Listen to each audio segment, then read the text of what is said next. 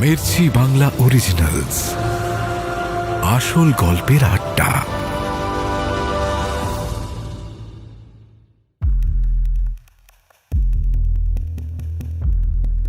পরের দিন সকালে উইলসন ফোন করলো মৌবনীকে।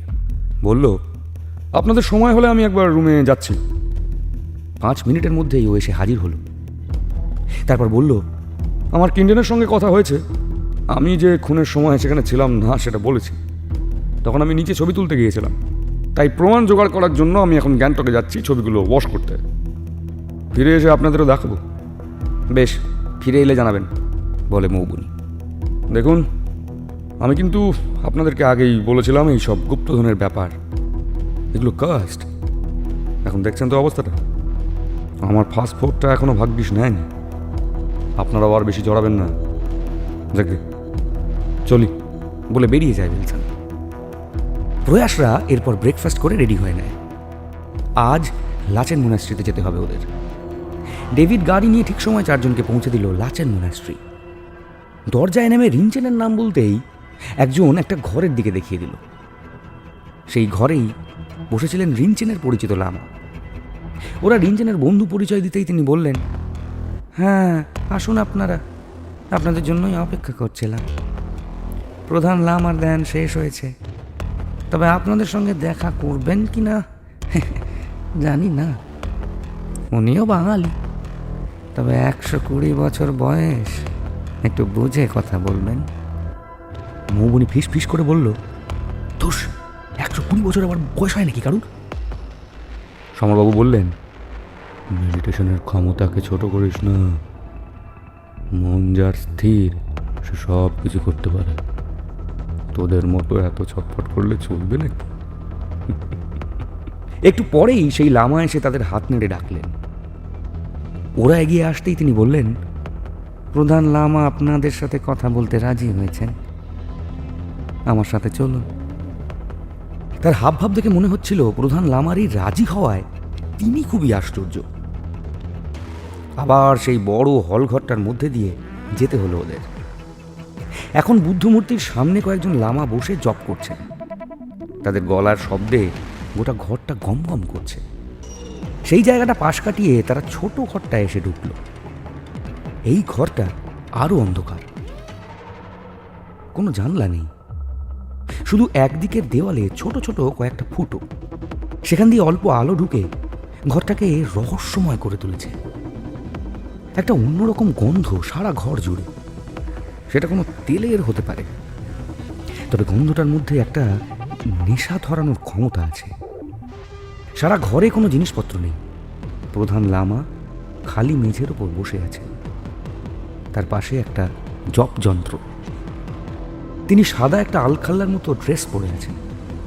প্রয়াসরা ঢুকতেই তিনি ইশারা করে ওদেরকে বসতে বললেন।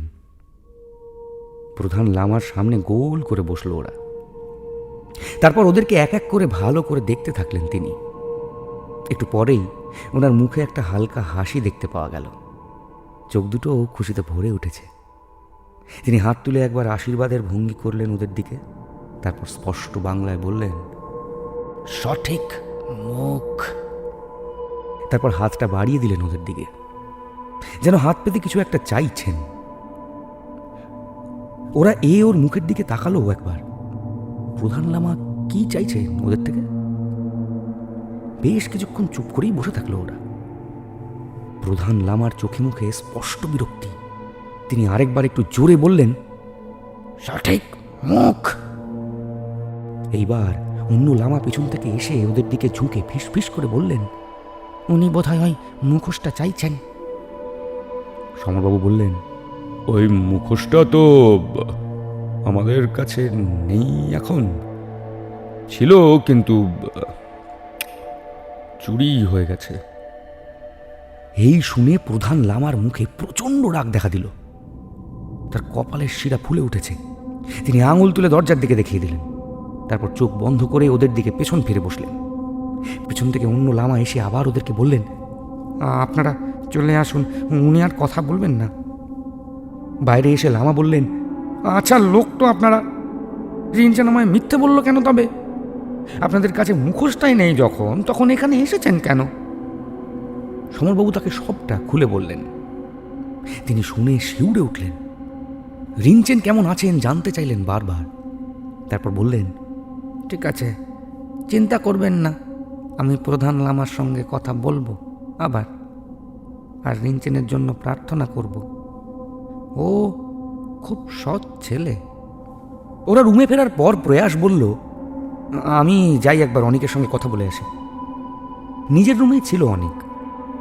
ওকে দেখেই বলল, কি জ্বালা বলুন তো মশাই, এখানে এসে ভাবলাম লিখবো পাহাড়ের গায়ে হেঁটে যায় ডলফিন, কফির মাগে লাগে ঢেউ, তা না, কি এক খুনের পাল্লায় পড়েছি। আমি হলাম কবি, আমার সব ইমোশন সব সময় সারফেসে রাখতে হয়, যাতে ফড়িং মুড়ে গেলেই আমার মনে হয় রং মশাল। কিন্তু ভয় পেয়ে তো সব ইমোশন পালিয়েছে। আপনি দাদা আমায় বাঁচান। আরে আমি কি করব? আপনাকে কয়েকটা প্রশ্ন করতে এলাম। আপনার কবিতা তো চলে না, তাহলে পেট চলে কিভাবে? টাকার দরকার আছে তো। মুখোশটা আপনিও চুরি করতে পারেন। কিসের মুখোশ? ওটা তো চুরি হয়েছে আমি আসার পরে। এত গুপ্তধনের গল্প তো আমিও জানতাম না। উইলসনের মুখে সব শুনে আমি হাঁ হয়ে গেছি। তখনই তো আমি লিখলাম, সোনার উপর পোকামাকড়। এই যে শুনুন। না না না না না না না না না, এখন না। থামিয়ে দিয়ে বলল প্রয়াস, আচ্ছা ধরুন অর্ঘকমল বাবুর সঙ্গে আপনার প্ল্যানটা ছিল। আপনি যখন ছিলেন না তখন উনি চুরিটা করলেন, তারপর আপনার সঙ্গে কিছু ঝামেলা হলো, তাই খুন করে দিলেন। ইমন না, কি যে বলেন! বলছি না, এসব দেখে আমার হাত পা পেটের মধ্যে ঢুকে গেছে। কোথায় ভাবলাম মন দিয়ে কবিতা চর্চা করব, তা না, এক অন্য ঝামেলায় পড়লাম, বলে অনিক। আপনাকেও খুনের সময় আমি দেখতে পাইনি। কোথায় ছিলেন আপনি? জিজ্ঞেস করে প্রয়াস। এবার ফ্যাকাশে হয়ে যায় অনেকের মুখ।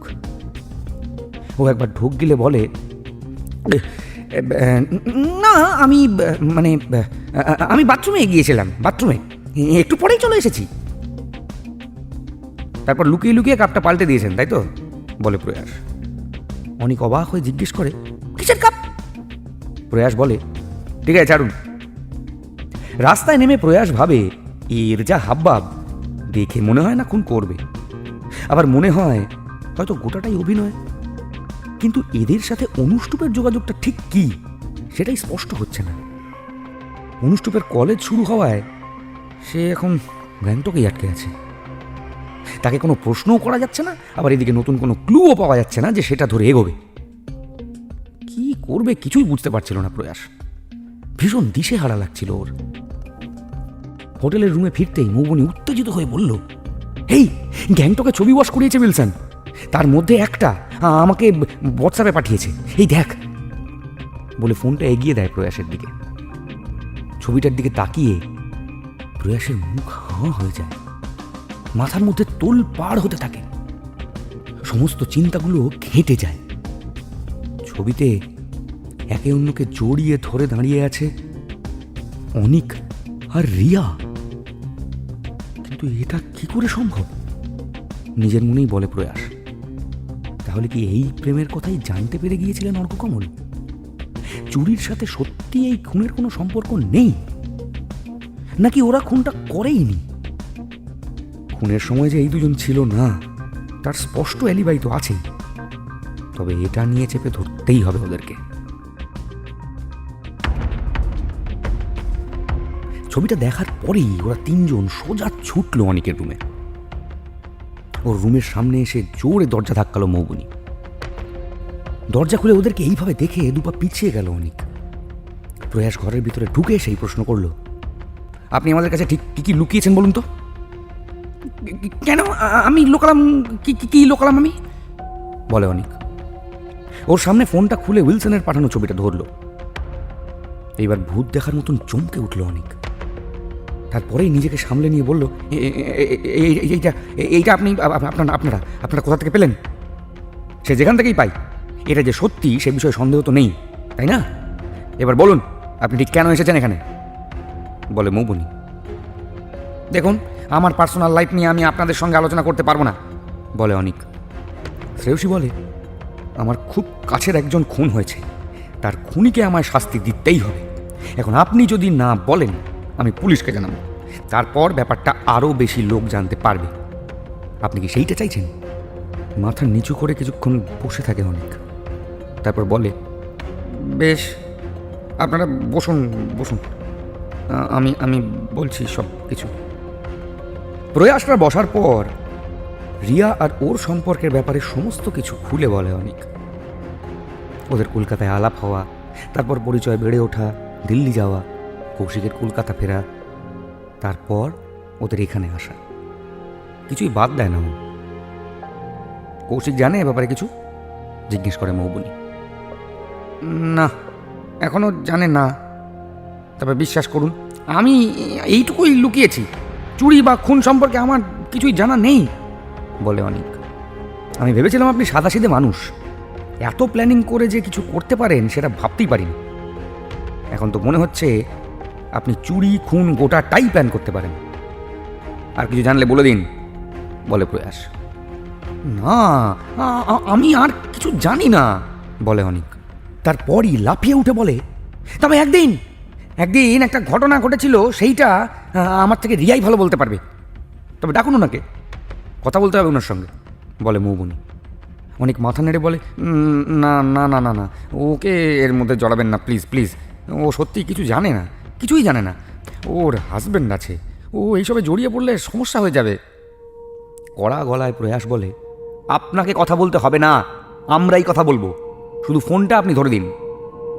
অনেক ফোন করে রিয়াকে, তারপর এটা ওটা নানা কথা বলতে থাকে, কিন্তু আসল কথাটা কিছুতেই বলে না। মৌবনি ফোনটা কেড়ে নিয়ে বলে, রিয়া, হ্যালো রিয়া, হ্যাঁ রিয়া, আমরা তোমার আর অনিকের সম্পর্কের ব্যাপারে জানি, উইলসনও জানে। আমাদের কিছু প্রশ্ন আছে, তুমি এক্ষুনি অনিকের ঘরে চলে এসো, এতে তোমারই ভালো হবে। রিয়া বলে, আমি আমি চেষ্টা করছি এক্ষুনি আসার। আধ ঘন্টার মধ্যে অনিকের রুমে চলে আসে রিয়া। ওকে বসতে বলে কথা শুরু করে প্রয়াস। দেখুন, আমরা এই খুনের ব্যাপারটা একেবারে অন্ধকারে, আপনাদের পার্সোনাল লাইফ নিয়ে আমাদের কোনো ইন্টারেস্ট নেই। শুধু এই চুরি বা খুনের বিষয়ে আপনারা কিছু জেনে থাকলে প্লিজ বলে দিন, আপনাদেরকে আর আমরা ডিস্টার্ব করব না। রিয়া বলে, সত্যি আমরা বেশি কিছু জানি না, যেটুকু জানি বলবো, আর প্লিজ এই ব্যাপারটা আর কাউকে জানিও না। আমার হাজব্যান্ডও জানে না। আপনাকে চিন্তা করতে হবে না, এ ব্যাপারে আর কেউ কিচ্ছু জানতে পারবে না, বলে শ্রেয়সী। রিয়া শুরু করে, এখানে আসার পর থেকেই আমরা, মানে আমি আর কৌশিক যেখানে আছি, যে বাড়িটায়, সেই বাড়িটার বাগানেই অনেকের সঙ্গে আমি দেখা করতাম। রাতের দিক করে অনেক আসতো, পাঁচিল টপকে বাড়িটায় ঢুকতো, আমি বাগানে ওয়েট করতাম। রিয়াকে থামিয়ে দিয়ে প্রয়াস বলে, তবে আপনাদের পায়ের ছাপই আমি দেখেছিলাম ওই বাগানে, তখন ভেবেছিলাম চোর এসেছে হয়তো, কিন্তু আপনারা কিছু জানেন না। রিয়া আবার বলতে শুরু করে, হ্যাঁ হ্যাঁ, ওই জায়গাটাতে আমরা দেখা করতাম, কারণ আশেপাশে বড় বড় গাছ ছিল, তাই সবসময় অন্ধকার থাকতো। এখন যে ঘটনাটা বলবো সেটা ঘটে খুন হওয়ার পরের দিন রাতে। আমরা ওইখানে একটা গাছের আড়ালে দাঁড়িয়ে গল্প করছিলাম। হ্যাঁ, এমন সময় ঝোপের মধ্যে আমরা একটা খচমচ শব্দ শুনতে পাই। প্রথমে শেয়াল কুকুর ভেবে ভয় পেয়ে যাই, তারপর ভালো করে দেখে বুঝতে পারি একজন মানুষ। অনেককে একটা গাছের পেছনে লুকাতে বলে আমি এগিয়ে যাই সামনের দিকে। আমার তখন খুব ভয় করছে, মনে হচ্ছে ধরা পড়ে গেলাম বোধহয়। কিন্তু আমি দেখি একটা লোক উবু হয়ে বসে মাটি খুঁড়ছে। তার মুখটা অন্ধকারে একেবারেই দেখা যাচ্ছিল না। একটুখানি খোঁড়ার পর কালো প্লাস্টিকে মোড়ানো কিছু একটা সেই গর্তটায় রাখলো, তারপর আবার তার উপরে ভালো করে মাটি চাপা দিয়ে দিল। লোকটা ফিরে যেতেই আমি অনেককে পালাতে বলি, নিজেও চলে আসি ওই জায়গাটা ছেড়ে। তারপর ওখানে আর যাইনি। বিশ্বাস করুন, এর বেশি আমরা আর কিছু দেখিনি বা জানি না। আমাদের তো তবে এক্ষুনি যাওয়া উচিত, বলে শ্রেয়সী। আপনি কি আমাদের এক্স্যাক্টলি যেখানে খোঁড়া হয়েছিল সেই জায়গাটা দেখিয়ে দিতে পারবেন, জিজ্ঞেস করে মৌবনি। হ্যাঁ পারবো, বলে রিয়া। সবাই মিলে সঙ্গে সঙ্গে বেরিয়ে পড়ে। অনিক শুধু রুমে থেকে যায়। রিয়াদের ঘরে আসার পর সবটা কৌশিককে বলে রিয়া। অবশ্য ওর আর অনিকের দেখা করার বিষয়টা বাদ দিয়ে দেয়। তারপর বাগানে এসে জায়গাটা দেখিয়ে দেয়। সেখানে পড়ে থাকা কিছু শুকনো পাতা একটু সরাতেই বেরিয়ে পড়ল মাটি। পরিষ্কার বোঝা যায় কয়েকদিন আগেই সেখানে খোঁড়া হয়েছিল। সবাই মিলে জায়গাটা আবার খুঁড়তে শুরু করলো, কিন্তু হাত দিয়ে বেশি গভীরে খোঁড়া যাচ্ছিল না। কৌশিক প্রয়াসকে বলল, আমাদের কিচেন থেকে কয়েকটা ছুরি নিয়ে এসো তো, তাড়াতাড়ি খোঁড়া যাবে। প্রয়াস দৌড়ে কিচেন থেকে দুটো ছুরি নিয়ে আসে। তারপর একটু খুঁড়তেই বেরিয়ে আসে কালো প্লাস্টিক মোড়ানো জিনিসটা। সাবধানে হাতে নিয়ে তার গিট খোলে শ্রেয়সী। খুলেই চমকে ওঠে। তারপর চোখ মুখ আনন্দে ভরে ওঠে ওর। ভেতরে হাত ঢুকিয়ে যেই জিনিসটা বের করে আনে সেটা আর কিছুই নয়, চুরি হয়ে যাওয়া অজিতবাবুর মুখোশ। প্রথমে কেউ বিশ্বাসই করতে পারছিল না ব্যাপারটা। সবাই হাতে নিয়ে একবার করে ঘুরিয়ে ফিরিয়ে দেখলো জিনিসটাকে। পেছনে খোদাই করা লেখাগুলো ঠিকঠাক আছে। এটাই আসল মুখোশ বুঝতে পেরে সবার মুখেই ফুটে উঠল চওড়া হাসি। প্রথম কথা বলল প্রয়াস, এখন প্রশ্ন হচ্ছে এটা এখানে এলো কিভাবে? বাইরের কেউ তো এসে রেখে যায়নি। তারপর কৌশিকের দিকে ফিরে বলল, এখানে নিশ্চয়ই রেখেছেন আপনি বা অনুষ্টুপ। রিয়া বলল, না না, কৌশিককে দেখিনি আমি, ওকে দেখলে চিনতে পারতাম। প্রয়াস বলে, আপনি যাকে দেখেছিলেন তার একটু ঠিক করে বর্ণনা দিন তো। রিয়া বলে, অত ভালো করে তো দেখিনি, মাঝারি হাইট, জিন্স পরেছিল আর একটা বাদামি শার্ট। প্রথমে মনে হয়েছিল কালো, কিন্তু ভালো করে দেখার পর বুঝতে পারি সেটা বাদামি। কৌশিকের তো ওরকম শার্ট নেই। বাদামি শার্ট শুনে মাথায় বিদ্যুৎ খেলে যায় প্রয়াসের। ও দৌড় লাগায় বাড়ির দিকে। কোথায় যাচ্ছিস বলে বাকিরাও ছুটে আসে ওর পেছন দিকে। প্রয়াস সোজা রিয়াদের ঘরে ঢুকে চলে যায় বারান্দায়। সেইখানেই পড়েছিল বাদামি শার্টটা। হাতে করে সেটা তুলে নিয়ে বলে, কৌশিকবাবু, এটা যদি আপনার না হয় তবে এখানে এলো কি করে?